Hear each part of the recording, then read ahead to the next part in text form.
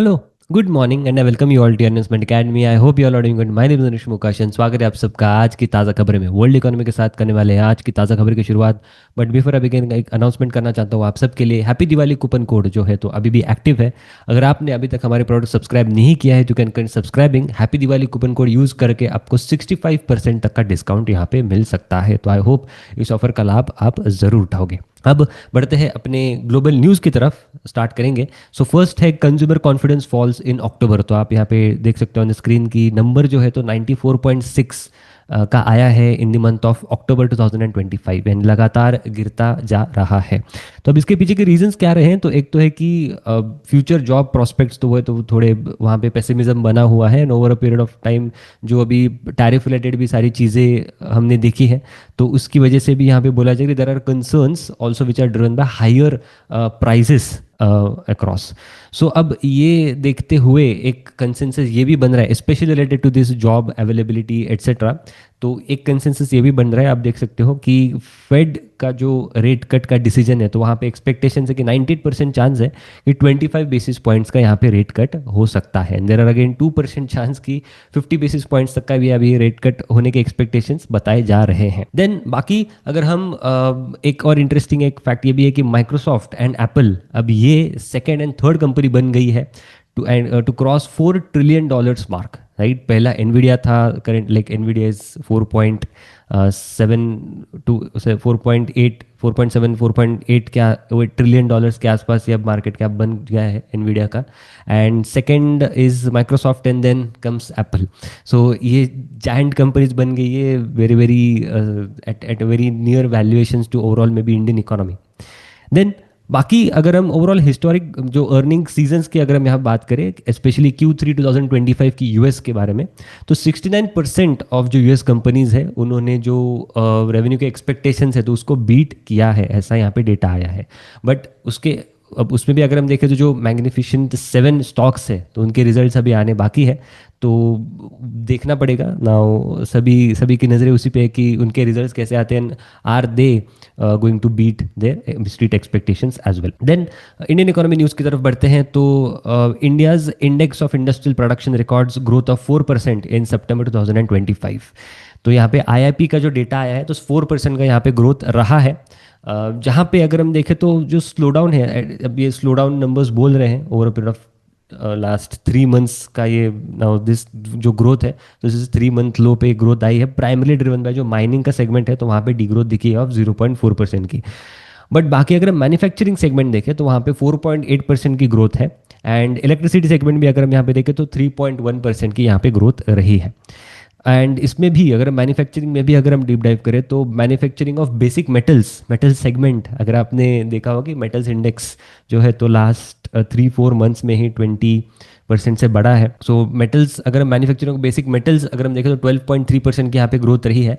And इसके अलावा manufacturing of electrical equipments की अगर हम यहाँ पे बात करें तो 28.7% की यहाँ पे ग्रोथ दिखाई दी है। देन नेक्स्ट न्यूज़ के बारे में बात करते हैं। SEBI proposes to cut MF expense ratios. तो 0.15% तक का टोटल एक्सपेंस रेशियो कट यहाँ पे हो सकता है for open ended mutual funds. And for close ended mutual funds अगर हम देखें तो 0.25% तक का कट यहाँ पे प्रपोज किया गया है। एंड इसका एक मे बी एक slight negative reaction AMC stocks में दिख सकता है टुडे।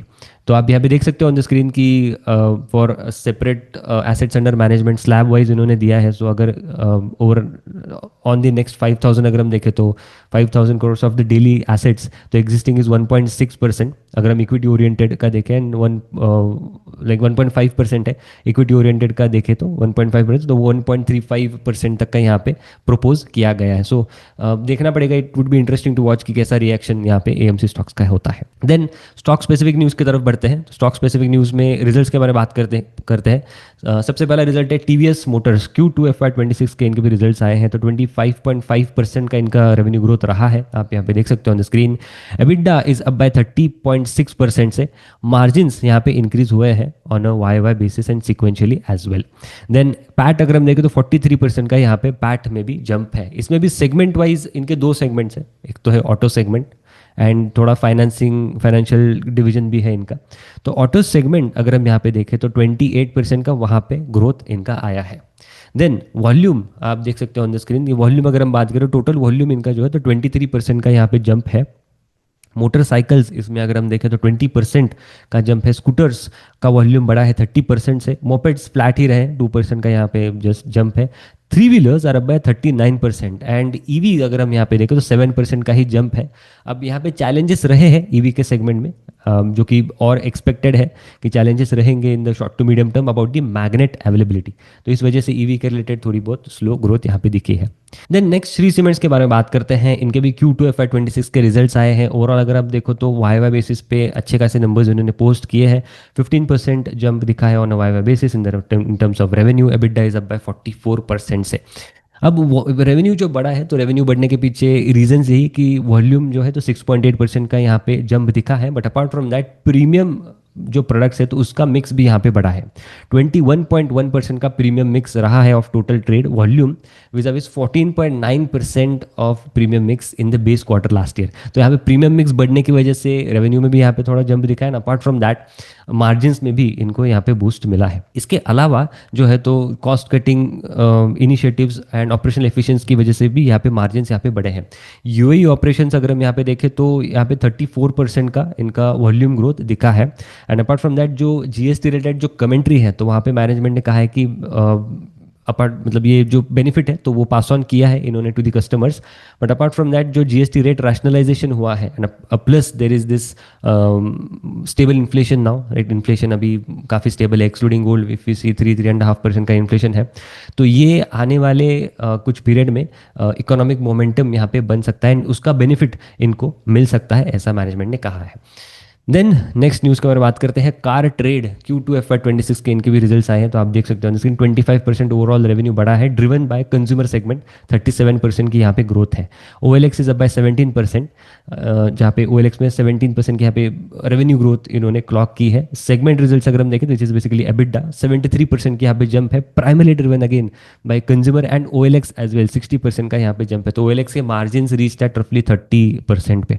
पैट अगर आप देखो तो 109% की यहाँ पे ग्रोथ रही है। Then tata capital Q2 FY26 के इनके भी रिजल्ट्स आए हैं and this is another company I feel watch list में होनी चाहिए।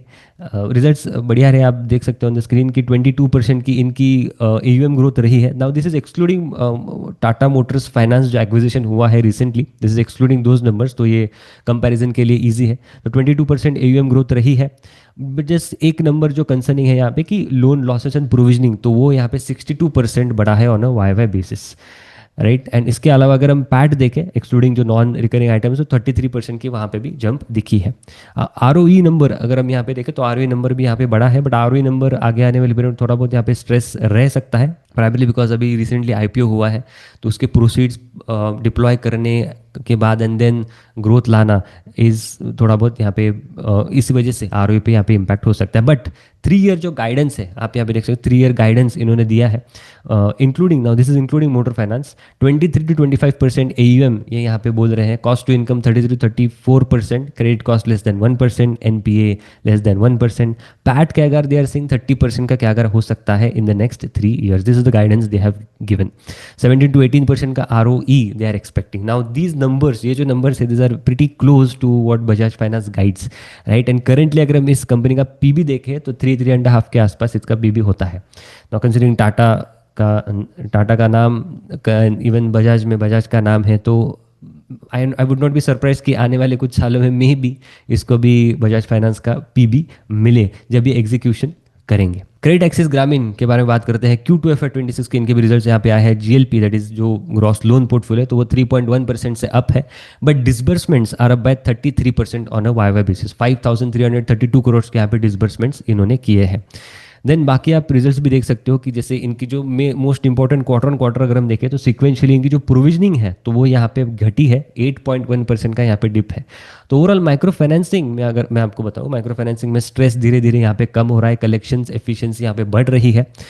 जो मोस्टली जो स्ट्रेस था तो वो कर्नाटका में था, तो कर्नाटका में भी जो नॉर्म्स वगैरह लाए थे, रेगुलेशंस लाए थे, तो उसकी वजह से अब धीरे धीरे एक चीज़ थी कि after 5 PM let's after 5 PM you can not collect things, but धीरे धीरे अब वो भी चीज़ें ट्रैक पे आ रही है एंड कलेक्शंस आर इम्प्रूविंग। तो जैसे जैसे कलेक्शंस इंप्रूव होंगे, जो ये जो क्रेडिट कॉस्ट है दैट इज प्रोविजनिंग है, तो प्रोविजनिंग नंबर घटेंगे एंड उसका नतीजा इसका क्या होगा कि आने वाले 1-2 साल में ये प्रोविजनिंग नंबर बहुत कम दिखेंगे एंड प्रॉफिटेबिलिटी ज़्यादा दिख सकती है। तो फंडामेंटली अगर हम बात करें तो for next 1 or 2 years banking sector, NBFC sector, micro finance segment, all these segments are expected to perform better, at least fundamentally हम बात कर सकते हैं। देन स्टार हेल्थ के बारे में बात करते हैं। Q2 FY 2026 के इनके भी रिजल्ट्स यहाँ पे आए हैं। तो यहाँ पे दो चीज़ें हैं। फर्स्ट ऑफ ऑल एक तो है कि 1/n अकाउंटिंग यहाँ पे अप्लाई हुआ था फ्रॉम लास्ट अक्टूबर। तो now this is the last quarter जहाँ जहाँ तक 1/n अकाउंटिंग की वजह से, बेस इफेक्ट की वजह से यहाँ पे ग्रोथ स्लो दिखी थी। अब इसका मतलब क्या है, तो सपोज 300 रुपीज़ का प्रीमियम किसी कंपनी ने कलेक्ट किया है, तो पहले 300 रुपीज़ का प्रीमियम उसी साल में बुक होता था। But now because of this 1/n accounting, suppose 3 साल का ये प्लान है, तो 3 साल मतलब 300 डिवाइडेड बाई 3, तो 100 एवरी ईयर यहाँ पे बुक होंगे। तो इस वजह से बेस इफेक्ट ज़्यादा है एंड जो करंट जो रेवेन्यू बुक हुआ है तो वो कम है, तो इस वजह से ग्रोथ यहाँ पे स्लो दिख रही है। अपार्ट फ्रॉम दैट, नाउ ये जो इंडस्ट्री है तो they are shifting from Indian accounting standards to Ind AS, that is IFRS rated standards. तो इस वजह से अब हुआ होगा क्या कि पहले मतलब Indian accounting standard I gap में जो कॉस्ट बुकिंग होता था तो वो अपफ्रंट होता था, राइट, एंड रेवेन्यू जो है तो डिफर होता था। बट अभी इंडियन IFRS में, दैट इज इंडियस में, ये जो बुकिंग है तो वो मैचिंग कॉन्सेप्ट के हिसाब से होगा एंड प्रॉफिटेबिलिटी बेटर दिखेगी। तो यही आप देख सकते हो ऑन द स्क्रीन की जो claims, expenses and combined ratios जो है, तो यहाँ पे इंप्रूवमेंट दिखा है at least in the expense ratio on H1 to H1 अगर हम यहाँ पे कंपेयर करें। एंड ये IFRS इंडिया के बेसिस पे ये नंबर है बेसिकली। तो कंबाइंड रेशियो अगर हम देखें तो ओवरऑल इंप्रूवमेंट दिखा है in the combined ratio. And generally Q2 अगर हम देखें तो आई नो कि जो आई गैप के बेसिस पे नंबर्स है तो वो यहाँ पे घटे हैं, बट Q2 अगर हम देखें तो is very weak quarter for these companies, जहाँ पे हॉस्पिटलाइजेशन ज़्यादा होता है एंड अगेन सीवियरिटी भी रिलेटिवली ज़्यादा होती है। बाकी अगर हम इंडेक्स के बेसिस पे अगर हम पैट नंबर्स देखें तो यहाँ पे 21% का यहाँ पे जंप है। एंड ओवरऑल अगर हम GWP देखें तो 12% का यहाँ पे जंप है। एंड रिटेल GWP अगर हम यहाँ पे देखें, जिसमें ओवरऑल GWP 12% से यहाँ पे बढ़ा है, बट रिटेल GWP अगर हम देखें that is gross return premium 24% का यहाँ पे जंप दिखा है। रिन्यूअल रेट अगर हम बात करूँ तो 98% तक रिन्यूअल रेट पहुँच गया है। This was 94% earlier. Market share जो है तो 32% के आसपास इन्होंने मेंटेन किया है इन द रिटेल सेगमेंट में। Commentary which is very important, commentary की अगर हम यहाँ पे बात करें तो मैनेजमेंट ने कहा है कि they are witnessing strong tailwinds, तो उनको स्ट्रॉन्ग टेलविंड्स दिख रहे हैं after GST exemption on retail health insurance, right. And clear एक अपटिक दिख रहा है इनको, इनकी डिमांड में, बिकॉज ऑफ अगेन स्ट्रॉन्ग एक लीड जनरेशन हो रहा है, न्यू पॉलिसी इशुएंसेस हो रहे हैं। GWP जो ग्रोथ है इन अक्टूबर तो वो स्ट्रॉन्ग रही है। And it would be interesting to see कि अक्टूबर मंथ में, बिकॉज जनरली ये जो इंश्योरेंस कंपनीज है मंथली बेसिस पे फाइलिंग करती है, तो मंथली बेसिस पे डेटा भी रिलीज होता है कि ग्रोथ कैसी रही है फॉर दैट पर्टिकुलर मंथ।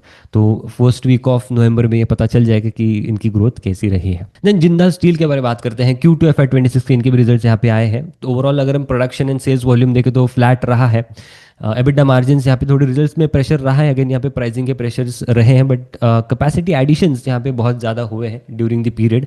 अगर हम बात करें तो in country second largest blast furnace capacity यहाँ पे ऐड हुई है 4.6 मिलियन टन्स पर एनम की, जिससे इनकी जो ओवरऑल कैपेसिटी है अबाउट हॉट मेटल की ओवरऑल कैपेसिटी तो वो डबल हुए फ्रॉम 4.25 MTPA से 8.85 MTPA तक।